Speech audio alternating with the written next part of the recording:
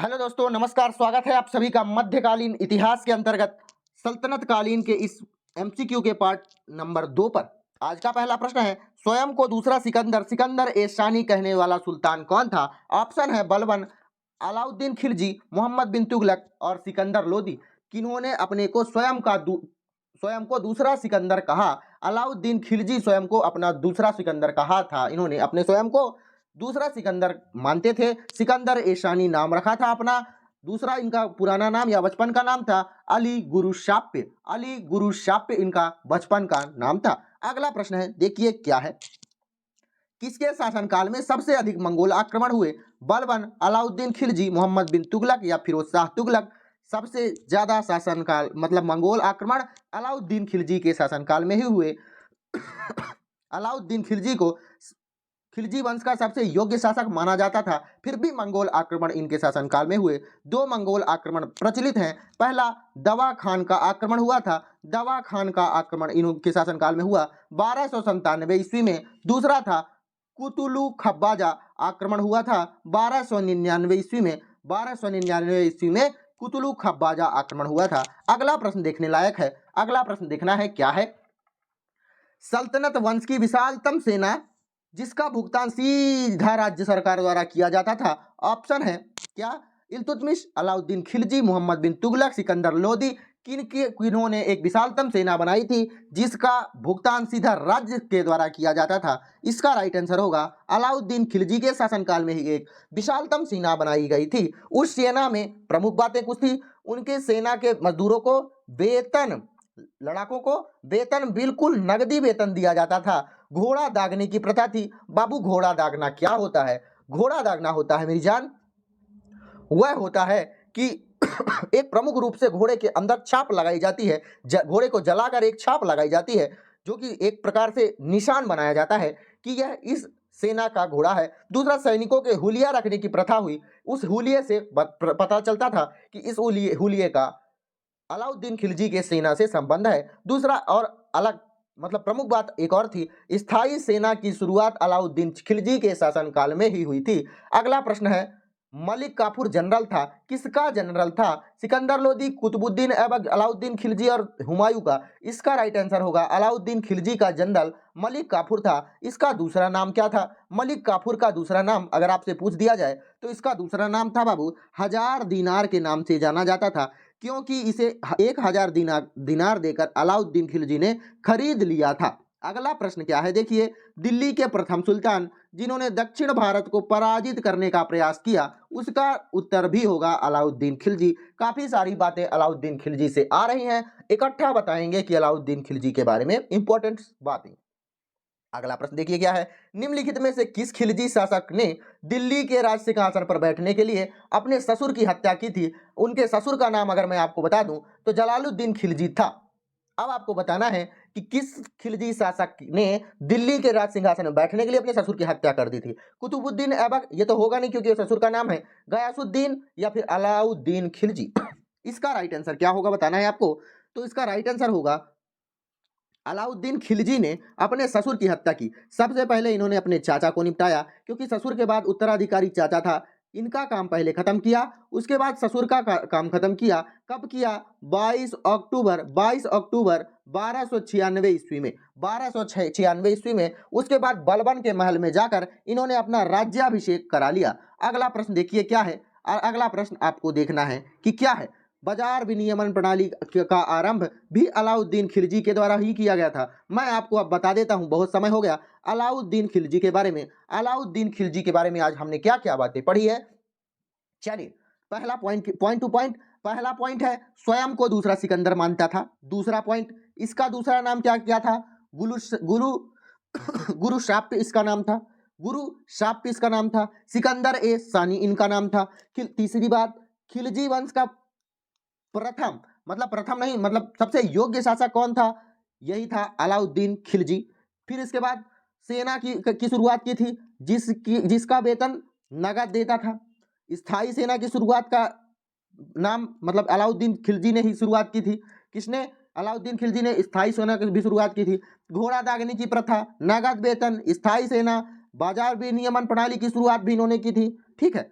General Malik Kafur जो थे इनके जनरल थे। मलिक काफूर का अन्य नाम अगर आपसे पूछ दिया जाए तो 1000 दीनार था। 1000 दीनार क्यों कहा जाता था? क्योंकि इन्हें 1000 दीनार देकर खरीदा गया था। ठीक है, चंद्रराम भी इनका नाम था। किनका नाम था? मलिक काफूर जी का नाम था। चलिए ठीक है, बढ़ते हैं आगे। वह सुल्तान कौन था जिसने खलीफा के अधिकार को मानने से इनकार कर दिया था? इसका राइट आंसर क्या हो जाएगा? बताना है आपको क्या इसका राइट आंसर हो जाएगा।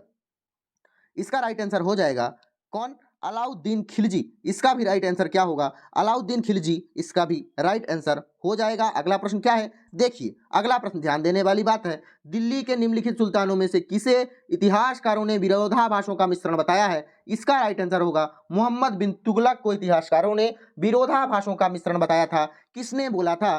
तो इसका नाम होगा श्रीवास्तव जी ने। उनका नाम था आशीर्वादी लाल श्रीवास्तव। आशीर्वादी लाल श्रीवास्तव जी ने इन्होंने विरोधाभासों का मिश्रण बताया था मोहम्मद बिन तुगलक को। एक और इतिहासकार थे जिनका नाम था एलफिंस्टन।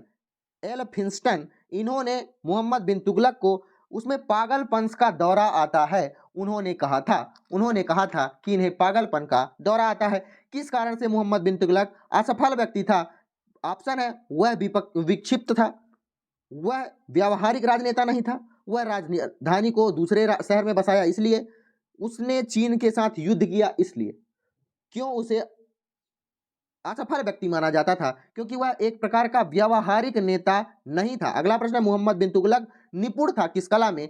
कला में, संगीत में, सुलेखन में या दर्शन में? जो बाबू ये आदमी जो था ना वो सब चीज कर लेता था बाबू। ये आदमी जो था वह सब कुछ कर लेता था।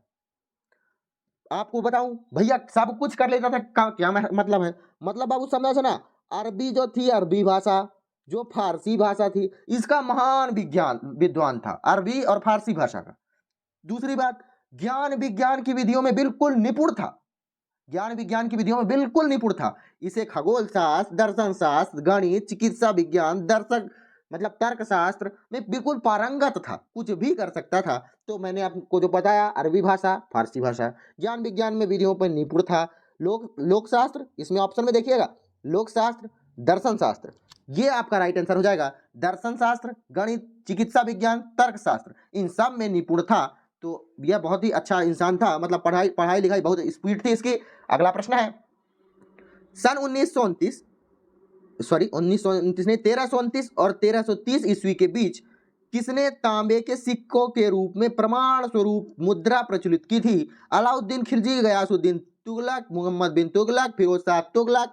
राइट आंसर इसका बताना है तो फिरोज शाह तुगलक ने 1329 और 1330 ईस्वी के बीच अपने तांबों की सिक्का की शुरुआत की थी इन्होंने। फिरोज शाह तुगलक के बारे में अगर बात करें तो इन्होंने क्या किया था? इन्होंने मरम्मत कराई थी किसकी? कुतुब मीनार की। भैया कुतुब मीनार के बारे में बात आ ही गई है तो आपसे मैं पूछ लेता हूं कि नींव कुतुब मीनार की किसने रखाई थी? तो उसका राइट आंसर होगा कुतुबुद्दीन ऐबक ने। मरम्मत किसने कराया था? फिरोज शाह तुगलक ने। पूरा किसने कराया था? इल्तुतमिश ने। ठीक है, इसी तरह से आपको याद करना है या फिर पढ़ना है। अगला प्रश्न है कुतुब मीनार के जैसा कि हम आज देखते हैं उसे अंततः निर्माण किसने कराया था?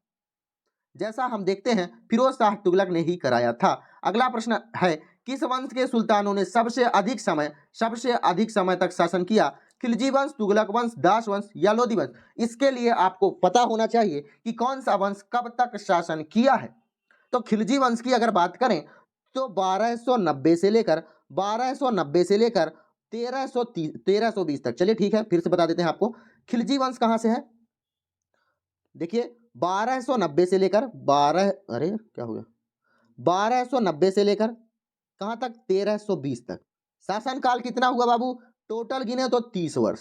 ठीक है, चलिए 12 उसके बाद तुगलक वंश का या फिर दास वंश तुगलक वंश कब से कब तक?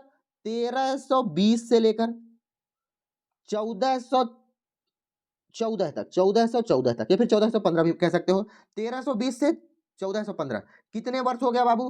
टोटल 94 वर्ष हो गया, जोड़ लीजिएगा। अगला है दास वंश या फिर गुलाम वंश भी से आप कह सकते हैं। 1206 ईस्वी से लेकर 1290 ईस्वी तक टोटल कितना हुआ बाबू? टोटल हुआ इसका 684।